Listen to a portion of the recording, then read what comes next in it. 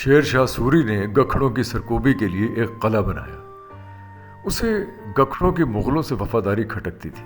گکھڑ تھے بھی مغلوں کے وفادار، اور شیر شاہ سوری نے یعنی فرید خان نے ہمایوں کو بھارت سے بھگا دیا تھا۔ اس سے پہلے فرید خان بابر کے دربار میں حاضر ہوا تھا، بابر کے خلاف بغاوت بھی کی، لیکن شکست کھا گیا اور بابر نے اسے معاف کر دیا تھا۔ اسی لیے شیکسپیئر کہتا ہے کہ جو شخص ایک بار آپ کے اعتماد کو ٹھیس پہنچائے اس پر کبھی اعتماد نہیں کرنا چاہیے۔ یہ قلعہ تو شیر شاہ سوری نے بنایا، لیکن اسے یہاں شاید ایک رات بھی رہنا نصیب نہیں ہوا۔ لیکن اس کو بنانے کے لیے شیر شاہ سوری نے تجوریوں کے منہ کھول دیے تھے، کیونکہ وہ کسی بھی قیمت پر گکھڑوں کو روکنا چاہتا تھا۔ راج پاتھ یعنی گرینڈ ٹرنک روڈ سے صرف 10 کلومیٹر دور 300 فٹ کی اونچائی پر درائے کاہانگ کے کنارے قلعہ روہتاس۔ کیا خوبصورت گرینڈ قلعہ ہے یہ۔ 3 لاکھ مزدوروں نے 4.5 برس میں آس پاس کے پہاڑوں کو کاٹ کر بڑے بڑے پتھر حاصل کر کے یہ قلعہ بنایا۔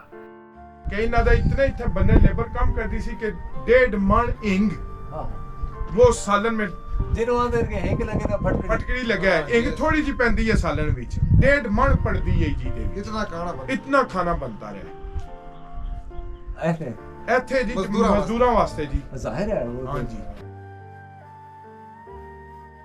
انہوں نے اتنے بڑے بڑے پتھر اتنی اونچائی پر کیسے نصب کیے، یہ ایک آرٹ ہے۔ شیر شاہ سوری نے ایک ایک پتھر کو نصب کرنے کے لیے ایک ایک سونے کی اشرفی دی، کیونکہ گکھڑوں کے خوف سے مزدور کام پر آتے ہی نہیں تھے، کوئی کام ہی نہیں کرنا چاہتا تھا۔ 3 لوگوں کو یہ ذمہ داری سونپی گئی اس قلعے کو بنانے کی۔ خاص خیل جو منتظم اعلیٰ تھے، راجہ ٹوڈرمل جو منتظم خزانہ تھے، اور سپہ سالار ہیبت خان نیازی، جس نے ایک وقت میں شیر شاہ سوری کو لکھ دیا کہ گکھڑ کام نہیں کرنے دے رہے۔ شیر شاہ سوری جب کسی بات کو ٹھان لیتا تھا تو اسے پورا کرتا تھا۔ اس نے کہا کہ میں نے تمہارے لیے تجوریوں کے منہ کھولے ہوئے، جو چاہے کرو، لیکن یہ قلعہ ضرور بنے گا۔ یہ قلعہ بنا، گکھڑوں کی سرکوبی کے لیے بنا، پوٹھوہار کے علاقے میں بنا۔ خیبر سے دلی جاتے ہوئے راستے میں یہ قلعہ آتا تھا۔ یہ قلعہ بنا تو ضرور، لیکن شیر شاہ سوری یا اس کی اولاد کو اس قلعے میں رہنا نصیب نہیں ہوا۔ یہ قلعہ بالآخر مغلوں کا پکنک سپاٹ بن گیا۔ اسے وسائل کے ضیاع کا ذمہ دار کیوں ٹھہرایا گیا؟ یہاں باقاعدہ رہائش کے آثار کیوں نہیں ملتے؟ کیا کبھی حملہ آوروں پر یہاں سے ابلتا ہوا پانی پھینکا گیا؟ کیا کبھی اس کی چھت سے تیر برسائے گئے؟ کیا کبھی اس قلعے کو فتح کیا گیا؟ کیا کبھی اس کا محاصرہ کیا گیا؟ ابو ریحان البیرونی نے یہاں سے کتنی دور نندرا ٹیلہ دریافت کیا اور وہاں زمین کے قطر کی پیمائش کی۔ 300 سیڑھیاں اتر کر اس کی باولی میں جائیں تو دماغ کیوں چکرانے لگتا ہے؟ اس کا زحل دروازہ سہیل دروازہ کیوں کہلاتا ہے؟ خاص خیلی دروازے میں خاص خیلی تو مدفون نہیں، پھر کون مدفون ہے؟ جیلم شہر سے 30 کلومیٹر پیچھے قلعہ روہتاس کا نام روہتاس ہے کیوں؟ جیلم جاتے ہوئے شیر شاہ سوری کی بنائی کارواں سرائے ملتی ہے۔ ایسی عمارات لنڈی کوتل سے بھاگا جا بجا ہے۔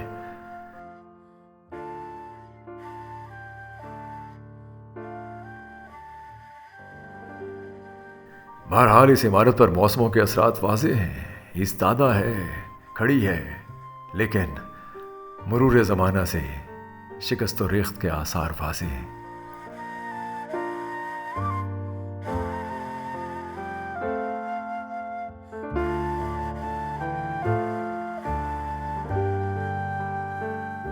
جیلم پہنچنے سے پہلے ایک نیشنل پارک آتا ہے۔ گیلی گیلی باریک گہرے بھورے رنگ کی شاخیں ہٹاتے گیلے پتوں سے لبریز نرم گیلی مٹی پر پاؤں یوں پڑتا ہے جیسے اطلس و کم خواب و ریشم سے بنے ہوئے قالین پر چلے جاتے ہیں۔ اس نیشنل پارک کی خوشگوار خاموشی مجھے انجانی سی مسرت سے سرشار کر رہی ہے۔ یقین کیجئے زندگی کا حسن انہی لمحات میں کہیں مضمر ہے۔ ہم بڑی خوشی کے حصول میں چھوٹی چھوٹی خوشیوں کو اپنے اندر اتارنا بھول جاتے ہیں۔ کسی پتھریلی زمین میں ایک شان بے نیازی سے پھوٹتا جھرنا، دور افق پار گھٹا میں لرزتی سرخ بجلی، گوجال کی کوئی گہری انچھوئی وادی، کسی نو بیاہتا کے خواب اور خدشے کے مانند قراقرم کے پہاڑوں کا پہلا سفر۔ چھوٹی چھوٹی خوشیاں ہمارے ارد گرد بکھری ہیں۔ جرت تحقیق چاہیے، حسن جرت تحقیق دیتا ہے۔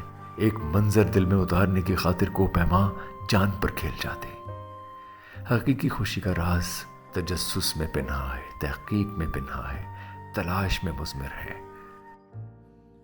قلعہ روہتاس تک جانے کے لیے اوپر جانا پڑتا ہے۔ کوئی ویرانی سی ویرانی ہے، دشت کو دیکھ کے گھر یاد آیا۔ 16ویں صدی کی چوتھائی دہائی میں یہاں دور دور تک صرف ٹیلے اور پہاڑ ہی ہوں گے۔ اب بھی بے آب و گیا زمین ہے، اور یہ تو شاید اس وقت سے ہے جب انڈیا ایشیا کا حصہ بھی نہیں تھا، بلکہ محض ایک جزیرہ تھا۔ جی ہاں، ایک وقت تھا جب انڈیا ایشیا کا حصہ نہیں ہوا کرتا تھا۔ کشمیر اور کابل سے آنے والوں کے راستے میں یہ قلعہ تھا، قلعہ روہتاس۔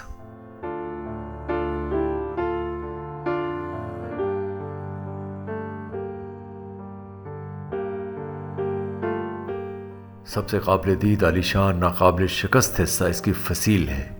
کیا خوبصورت فصیل ہے، اس پہ چلتے جائیں چلتے جائیں۔ اس پر 68 برج بنے ہوئے ہیں، 184 برجیاں ہیں، 6881 کنگرے ہیں، اور 8556 سیڑھیاں ہیں۔ فن تعمیر کا کیا نادر نمونہ ہے یہ۔ اس کی فصیل کی خوبصورتی دیکھیے، گرینچر دیکھیے۔ عام قلعے باریک اینٹوں سے بنائے گئے ہیں، لیکن یہ قلعہ بڑے بڑے پتھروں سے، جیسا کہ میں نے بتایا، بنایا گیا ہے۔ دراصل شیر شاہ سوری اس قلعے کی تعمیر کے دوران راجپوتوں کے خلاف راجستھان میں کہیں لڑتا ہوا حادثاتی طور پر زخمی ہو گیا، اور ایسا برا زخمی ہوا کہ چل بسا۔ وہ کسی دیوار کا معائنہ کر رہا تھا۔ ہمایوں، جسے اس نے شکست دی تھی، واپس آیا اور اس قلعہ کو خالی پایا، کیونکہ سوری فوج کب سے قلعہ خالی کر کے جنگلوں میں کہیں نکل گئی تھی۔ گکھڑ پہلے ہی مغلوں کے ساتھ تھے، لہٰذا یہ قلعہ کسی جنگ حکمت عملی کا حصہ نہ بن سکا۔ البتہ مغل یہاں قیام کرتے رہے، جہانگیر بھی ٹھہرا، اکبر کے سپہ سالار مان سنگھ نے تو یہاں اپنا چھوٹا سا محل بھی بنا رکھا تھا۔ یہ ہے مان سنگھ کی بارادری، مان سنگھ کا محل سمجھ لیجیے۔ اس قلعے کی فصیل سے جنگل کا نظارہ دیکھیے، کیا خوب نظارہ ہے۔ جگہ جگہ دشمن پر گرم پانی پھینکنے کے لیے اوپننگز رکھی گئی ہیں۔ یہاں سے نیچے دیکھیں، سر چکرانے لگتا ہے، زمین گھومتی محسوس ہوتی ہے۔ کیسے بنایا ہوگا یہ قلعہ، کیسے پہنچائے ہوں گے پتھر اتنی اونچائی تک، کیسے؟ ان پتھروں کا سیاہی مائل رنگ زمانوں اور موسموں کے اثر کا نتیجہ ہے۔ فصیل پر چلتے چلتے ایک دم کوئی بیرک آ جاتی ہے جس میں آپ گم ہو جاتے ہیں۔ یہاں آ کے مان سنگھ ٹھہرتا تھا۔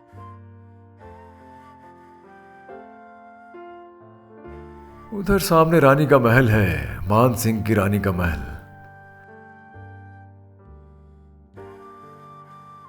یہ سیڑھیاں دیکھنے میں بہت آسان ہیں، لیکن اگر یہ گرل نہ ہو تو یہ سیڑھیاں چڑھنا بہت مشکل ہے۔ اس قلعے کو مغلوں نے ایک کارواں سرائے کے طور پر ہی رکھا تھا۔ شیر شاہ سوری کی موت کے بعد اس کے بیٹوں میں اقتدار کی چپقلیں شروع ہوئی۔ خاص خیلی کو سلیم شاہ کے خلاف ہونے کی وجہ سے کشمیر میں تاج دین کے پاس پناہ لینا پڑی، جس پر کبھی اس نے کچھ احسان کیے تھے، اور تاج دین نے، جو کہ کشمیری تھا، اس کے احسان کا بدلہ یوں چکایا کہ اس کا سر قلم کر کے سلیم شاہ کو بھیج دیا اور دھڑ کچھ رات کے قریب کہیں دفن کر دیا۔ لہذا خاص خیلی گیٹ پر خاص خیلی مدفون نہیں ہے، اور جسے ہم زحل گیٹ کہتے ہیں، وہاں کہا جاتا ہے کہ کسی بزرگ سہیل صاحب کی قبر ہے۔ پتہ نہیں یہ درست ہے یا نہیں، لیکن یہ زحل گیٹ تھا، سیارے زحل کے نام پر۔ قلعے کے 12 دروازے ہیں جن کی تعمیر جنگی حکمت عملی کو مد نظر رکھ کر کی گئی تھی۔ یہ دروازے فن تعمیر کا نادر نمونہ ہیں۔ ہزار خانی دروازہ، خاص خانی دروازہ، موری دروازہ، شاہ چانن والی دروازہ، طلاقی دروازہ، شیشی دروازہ، لنگر خانی دروازہ، کابلی دروازہ، گٹیالی دروازہ، سول دروازہ، پیپل والا دروازہ اور گڑھے والا دروازہ۔ کیسے کیسے نام ہیں، کیسے کیسے دروازے ہیں، کیا کیا اہمیت ہے ان کی، ہر دروازے کا اپنا کوئی مقصد تھا، کوئی خاص وجہ بھی تھی۔ مثلاً ہزار خانی دروازہ صدر دروازہ تھا۔ طلاقی دروازے سے شیر شاہ کے دور میں ہاتھی داخل ہوتے تھے۔ طلاقی دروازے کو منحوس دروازہ بھی سمجھا جاتا ہے۔ شیشے دروازے کو شیشوں اور چمکتی ٹائلوں سے تیار کیا گیا تھا۔ لنگر خانی لنگر کے لیے استعمال ہوتا تھا۔ کابلی دروازے کا رخ چونکہ کابل کی طرف تھا اس لیے کابلی دروازہ کہا گیا۔ سہول دروازہ زحل کی وجہ سے سہول تھا۔ کہتے ہیں حضرت سہیل غازی کا مزار یہاں واقع ہے۔ گٹیالی دروازے کا رخ چونکہ گٹیال پتن کی طرف تھا اس لیے یہ نام دیا گیا۔ اس طرح مختلف دروازوں کے مختلف نام، مختلف مقاصد رہے ہیں۔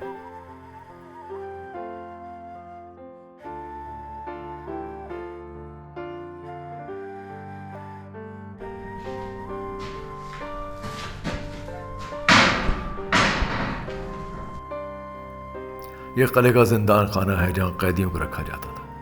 میں ان قیدیوں کی دل دوست چیخیں سن سکتا ہوں۔ کتنی گھٹن ہے اس زندان میں، کتنی گھٹن ہے، دم گھٹتا ہے یہاں۔ ذرا سا اندھیرا ہو تو ایسا لگتا ہے جیسے آپ گہری کھائیوں میں کہیں گر گئے۔ اس سڑک سے ادھر بارہ دری ہے اور سامنے ایک باولی۔ ہمیں باولی تک جانا ہے۔ باولی کئی منزلہ کنواں ہوتا ہے۔ اب اس باولی تک آنا آسان ہے، یہاں سے دریا بہت واضح نظر آتا ہے۔ ہر قلعے میں ایسے بہت سے کنویں موجود ہوتے ہیں جہاں راہداریاں ہیں اور وہ راہداریاں مختلف کمروں تک جاتی ہیں۔ اگر کبھی آپ اگست میں آئیں تو سانپوں کے پھنکارنے کی آواز بھی سنائی دے گی۔ آپ کو یہ سن کے حیرت ہوگی کہ یہ بہت چھوٹا کنواں ہے۔ اس قلعے میں ایک بہت بڑی باولی موجود ہے جس میں جانے کے لیے 300 سیڑھیاں اترنا پڑتی ہیں۔ لیجیے ہم جا رہے ہیں اس بڑی باولی کی طرف۔ جاتا ہوں داغ حسرت ہستی لیے ہوئے، ہوں شمع کشتہ در خور محفل نہیں رہا۔ یہ ہے وہ باولی۔ یہاں سے ایک مکمل عمارت نظر آتی ہے۔ نیچے جھانک کر دیکھیے کتنی دور تک جاتی ہیں یہ سیڑھیاں۔ مجھے ان سیڑھیوں سے نیچے جانا ہے۔ کچھ لوگ اٹکیلیاں کر رہے ہیں باہر، لیکن بہرحال مجھے نیچے جانا ہے، اترنا ہے۔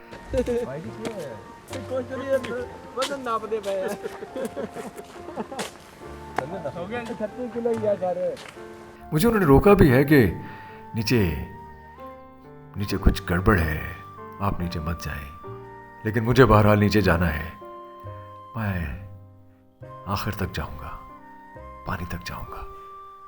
بہت گہرا ہے، اندر نیچے اندھیرا ہے، نیچے نہ جائیں۔ چیزیں کھینچ بھی لیتی ہیں۔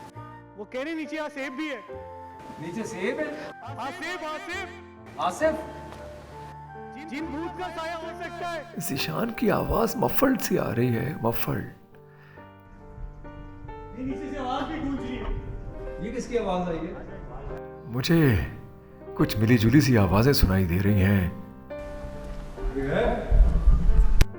میں نیچے جانا چاہتا ہوں لیکن نیچے سیڑھیاں کہیں گم ہو رہی ہیں اور میں کبھی وہاں قدم نہیں رکھتا جو سطح مجھے نظر نہ آ رہی ہو۔ وہ کہہ رہے نیچے پانی والے سانپ ہیں، شامی واپس آ جائیں۔ مجھے ڈرانے کی کوشش کر رہے ہیں، واپس بلا رہے ہیں۔ ذیشان کی آواز بھی آ رہی ہے ان ساری آوازوں میں۔ سر اوپر آ جائیں۔ مجھے ڈر نہیں لگ رہا، کچھ نہیں ہے۔ سر آپ کو نہیں لگ رہا، ہمیں تو لگ رہا ہے نا۔ نیچے کچھ ہے، مجھے کچھ نظر نہیں آ رہا، لیکن میرا سر چکرانے لگا ہے۔ میں اس دیوار کا سہارا لے کے یہاں کھڑا ہو گیا ہوں۔ نیچے پانی نظر نہیں آ رہا لیکن محسوس ہوتا ہے کہ کچھ ہے، کچھ ایسی سطح ہے جو ہل رہی ہے، لیکن سائیں سائیں کا مہیب شور ہے، جو ایسا سناٹا جو سانپ بن کر پھنکارتا نظر آتا ہے۔ مجھے سانپ سے ڈر نہیں لگتا لیکن میں اس سے ڈرتا ہوں جو کہتا ہے کہ مجھے کوئی ڈر نہیں۔ مجھے بے موت مرنے سے ڈر لگتا ہے۔ اس سے پہلے کہ میں اپنا مینٹل میک اپ لوز کروں، میں واپس جاتا ہوں سیڑھیاں چڑھ کر۔ میں واپس سے آ رہا ہوں، مجھے یہاں نہیں رکنا، واپس جا رہا ہوں میں۔ سیڑھیاں چڑھنا بھی کوئی آسان نہیں ہے لیکن بہرحال میں واپس آ گیا۔ سکھ کا سانس لیا ہے مجھے اس باولی سے باہر آ کر۔ سینکڑوں برس پرانی عمارتیں ہیں، سینکڑوں برس پرانی باولی، زندان خانے، محل، تاکچے، بیرکیں، مجھے بہت شوق ہے ہیریٹیج دیکھنے کا، ہیریٹیج دکھانے کا، لیکن میرا بعض اوقات دم گھٹنے لگتا ہے۔ اس وقت دیکھیے کتنی پرفضا مقام ہے یہ، کتنی خوبصورت شام ہے جو ڈھل رہی ہے، اور میں اس بولی کے باہر بیٹھا ہوں، سکھ کا سانس لے رہا ہوں۔ شام ڈھلنے لگی ہے سینوں میں، آگ سلگاؤ آپ کینوں میں، دل عشاق کی خبر لینا، پھول کھلتے ہیں ان مہینوں میں۔ ہم آپ کو جیلوں میں بہت سی جگہیں دکھائیں گے، آئی کے گجرال کا گھر، لالا لاجپت رائے کی لائبریری، الیگزینڈر کی جنگ، اور بہت کچھ۔ ہمارے ساتھ رہیے، اپنے کامنٹ کیجیے، رائے دیجیے، آپ کی رائے ہمارے لیے بہت مقدم ہے۔